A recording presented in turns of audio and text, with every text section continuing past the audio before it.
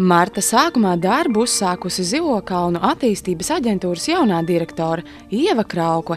Līdz ar dabas mošanos uz aktuālo pastaigu esam aicinājuši tieši viņu. Jāsaka tā, ka izturēju ļoti nopietnu konkursu, bet biju apņēmības pilna, jo man ļoti interesē un patīk meža apsaimniekošana. Faktiski jau 10 gadus man ir iepriekšējā pieredze meža apsaimniekošanā un tieši meža labiekārtošanā, dažādu pasākumu organizēšanā.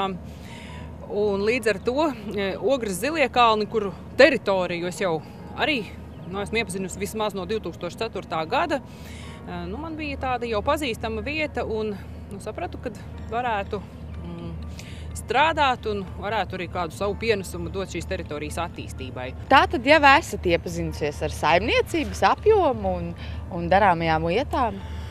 Faktiski ar saimniecības apjomu un darāmajām lietām tādā visvienkāršākajā līmenī iepazinos jau, kamēr piedalījos šajā pietiekuši bargajā un ilgajā konkursā, jo iepazinos gan ar jauno dabas aizsardzības plānu, kas ir tapis pavisam nesen. Un jāsaka tā, ka šis dabas aizsardzības plāns ir galvenais pamats darbībai Zilajos kalnos, jo šis ir Ogres Zilo kalnu dabas parks. Un kaut arī Zilo kalnu attīstības aģentūra apsaimnieko vairāk kā 400 hektāru meža teritoriju, tad 312 no tiem ir tieši īpaši aizsargājumā dabas teritorija, tad Ogres Zilo kalnu dabas parks. Un kas, protams, uzliek īpašus noteikumus, pienākumus, īpašu domāšanas veidu, visu darot, veicot visus apsaimniekošanas darbus. Un arī dažādus rekreācijas pasākumus vai arī dažādus atpūtas pasākumus vai sportošanu. Tas uzliek zināmu pienākumu. Jūs pieminējāt to dabas aizsardzības likumu. Kā ir? Mēs arī paši vērojam, kad apkārt Zilajiem kalniem ierasto agrāko brīvās piekļūšanas iespēju vairs nav. Ir visur zīmes, braukt aizliegts. Kāpēc tā? Jā, šīs zīmes braukt aizliegts tiešām tiek ieviestas dabas aizsardzības noteikumu ietvaros. Un dabas parkā ir aizliegts pārvietoties ar mašīnām. Teiksim tā, varbūt pa ceļiem vēl mēs arī varam braukt, bet nekādā gadījumā mēs nedrīkstam nobraukt no šiem meža ceļiem. Mēs nedrīkstam pārvietoties ar motocikliem vai kvadricikliem vai dažādiem citiem mehāniskajiem pārvietošanās līdzekļiem, izņemot tikai parka apsaimniekošanas vajadzībām. Un tad ir izvietotas ļoti daudzas šīs aizlieguma zīmes, ka mēs nedrīkstam pārvietoties, un faktiski dažās vietās viņas arī vēl tiks papildinātas šogad dabas aizsardzības pārvaldes projekta ietvaros. Un šīs zīmes varbūt ir vajadzīgas tāpēc, lai iedzīvotāji tad saprastu un pamanītu, kur tad ir iesācies šis dabas parks, un tad, lai arī varētu attiecīgi būt saudzīgāki pret šo dabu, lai gan arī, protams, visur citur mums mežā viņi būtu jāsaudzē, bet šeit ir īpašas dabas vērtības, un līdz ar to mums viņas būtu arī īpaši jāsargā. Ja reiz sākam runāt par padarītiem darbiem un lielajiem plāniem, kas ir tas, kas jūsu skatījumā ir tas labākais, kas jau ir paveikts, un ko jūs pati vēlētos paveikt? Man liekas, ka faktiski izdarīts ir samērā daudz, un jāsaka tā, kad šos padarītos darbus pirmkārt nosaka dabas aizsardzības plāns, kurš faktiski paredz lielāko daļu no darbiem, un faktiski mēs nemaz kā apsaimniekotāji nevaram darīt kaut ko tādu, kas lielā mērā, teiksim, tādās lielos vilcienos, kas nav paredzēts dabas aizsardzības plānā. Un arī gribu atzīmēt to, ka daudzi no šiem plāniem, kas tagad pagājušajā gadā varbūt ir īstenot, piemēram, tur redzamais tornis vai šīs slēpošanas trases, kuras, cerams, ka mēs šogad tiešām dabā izveidosim. Tad šis process, lai mēs nonāktu līdz tam gala rezultātam, tādai slēpošanas trasei, prasa ilgāku laika periodu. Parka teritorijā ir izvietoti informatīvie materiāli, lai cilvēki iepazītos ar to, ko piedāvā, kas ir aizsargājams un pārējām lietām. Kā ir, vai ir plānots papildināt tos vēl plašāk? Tad šie stendi jau ir izvietoti pie galvenajām pieejām parkam. Varbūt mazāk tieši jau pašā parka teritorijā, teiksim, iekšpusē, ja? Bet tad ir plānota vēl šo 2 lielo stendu izvietošana, un arī obligāti mēs darbosimies un darīsim visu iespējamo, lai izvietotu arī parka teritorijā informāciju par kādiem interesantākajiem objektiem, par interesantākajiem augiem vai kādiem, faktiski vēl bez šiem osu pauguriem, tad īpaši aizsargājumi daudz ir augi. Tieši augi ir vēl tāda otra vērtība, bet, protams, tas ir ļoti lielā mērā saistīts ar šiem pauguriem, ja, un ar visu to biotopu. Un līdz ar to arī informācija tieši par augiem un arī par kaut kādām interesantām, nelielām varbūt kaut kādiem dabas objektiem vai arī vēsturiskiem objektiem, jo šeit ir vairāki ierakumu tādas vietas vai arī no padomju laikiem armijas vajadzībām tanku novietnes nelielas, kuras varbūt garām gājējiem vienkārši liekas kā parasts, iedobums zemē, bet tas ir visiem, teiksim, pētniekiem, viņi ir izpētījuši un skaidrs, kas tas ir. Un tad vēl arī par šīm zīmēm runājot, tad ir šīs lielās, pavisam lielās informācijas zīmes ar lielo karti, kurā ir redzamas dažādas takas, kuras iedzīvotāji var izmantot, bet šīs zīmes, informatīvās zīmes, kuras būtu teritorijā, viņas varbūt nelielākas ar tādu informāciju par konkrēto vietu.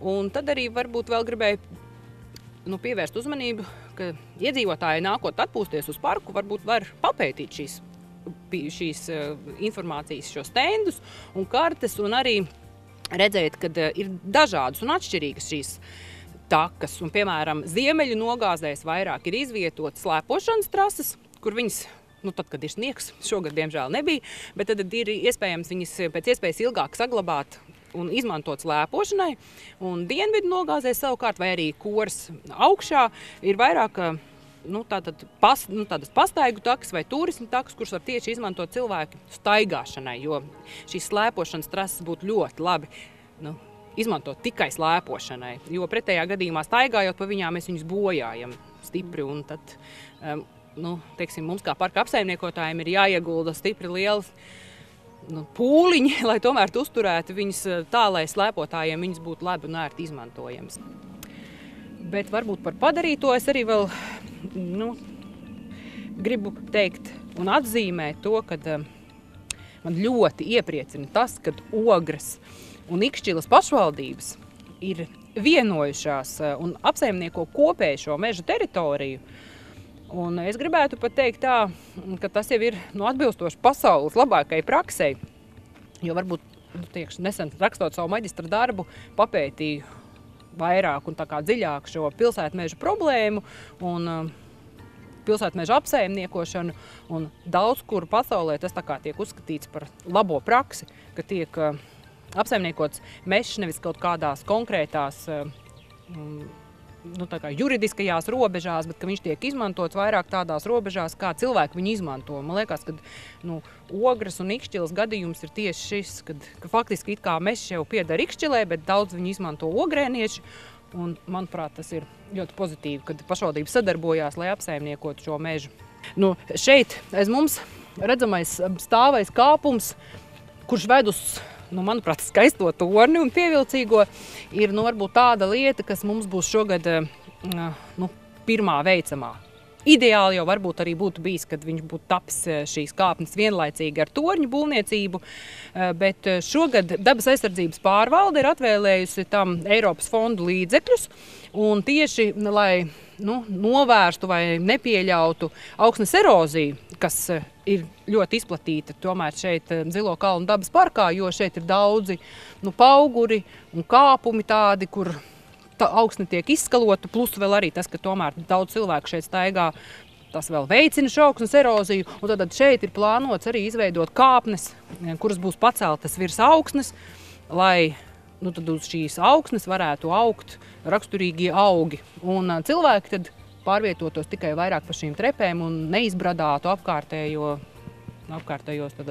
mežu, apkārtējo teritoriju. Bet, ja nerunājam par tehniskajiem plāniem, bet zinot to, ka mūsdienās ir ļoti izplatīti interneta vietnes un viss, kā ir ar Ogres zilajiem kalniem? Vai ir kas tāds plānots?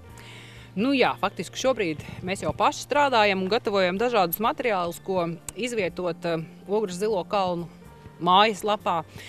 Un, faktiski uzskatu, ka tas arī ir viens no tiešām mūsu tādiem svarīgākajiem uzdevumiem.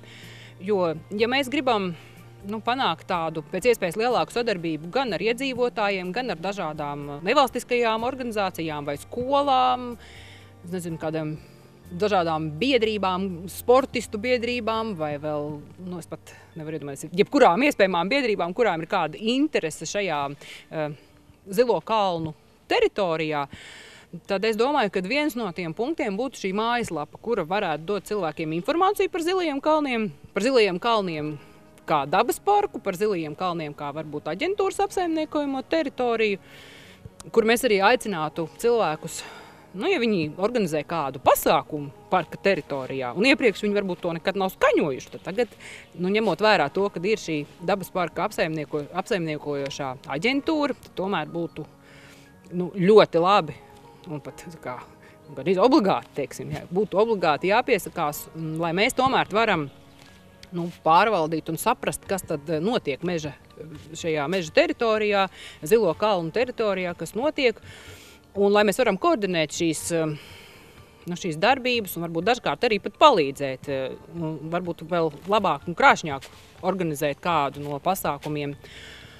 Un viens ir tas, ka šobrīd ir ļoti daudz tādu sporta pasākumu, orientēšanās, slēpošanas, skriešana, riteņbraukšana, es pat nezinu, gandrīz ļoti tāds garš saraksts, ja? Bet arī nākotnē mums gribētos varbūt vairāk organizēt arī varbūt kādus kultūras pasākums vai kultūra vēsturiskus pasākums, jo šeit ir arī tiešām šo vēsturisko faktu pietiekoši daudz un arī, tādi folkloras pasākumi, kas, manuprāt, tā būtu tādi interesantāki un apvītu ar tādu auru vēl šos zilos kalnus. Un arī vēl no tādiem nākotnes plāniem mēs gribētu aktivizēt tieši tādu parka izmantošanu vides izglītībai vai vispārībā, tādai vispārīgai izglītībai. Un tad viens no tādiem mēs esam sākuši sadarbību ar cilvēkiem, kuri vada dažādas ekskursijas, kurus mēs īpaši viņiem dodam vēl kaut kādu papildus informāciju par zilajiem kalniem, lai viņi varētu pilnvērtīgākas šīs ekskursijas vadīt. Man pašai pirmā mana profesija ir sākuma skolas skolotājs, un tas man tāda lieta sirdī tuva. Man liekas, ka arī bērniem varētu būt vienkārši tādas nodarbības kā 1 stunda, kur mēs iznākam ārā un ar bērniem, pētam kaut kādas mazas lietas. Faktiski mums pat nevajag nestaigāt nekādus kilometrus, ne kaut ko. Dažu 100 metru kaut kādā platībā mēs varam atrast lietas, par ko mēs varam mācīties par mežu. Mēs varam mācīties matemātiku, skaitot eglītes vai vēl dažādas lietas. Un arī gribētos šādu jomu vēl attīstīt, šo vides izglītību un ne tikai varbūt sportu. Ja. Ņemot vērā to, ka, piemēram, šis Ogres zilo kalnu, šī teritorija ir ļoti iespiedusies pilsētas teritorijā. Ja pilsēta ir uznākusi virsū šim mežam, ir ļoti liels apmeklētāju skaits. Un ja katrs nolauž kādu mazu zariņu, tad es domāju, pēc 10 gadiem mums diez vai tur būs vēl iespējams runāt par dabas parku, un par izcilām dabas vērtībām. Tāpēc mums viņas ir īpaši jāsargā. Esam nonākuši torņa augšā. Skats pavarās ļoti iespaidīgs. Vai esat lepni ar pārvaldāmo teritoriju? Viennozīmīgi es esmu ļoti lepna un priecīga, ka varu strādāt zilajos kalnos. Un jāsaka tā, man sirdī ļoti tuvs ir šis meži kā tādi.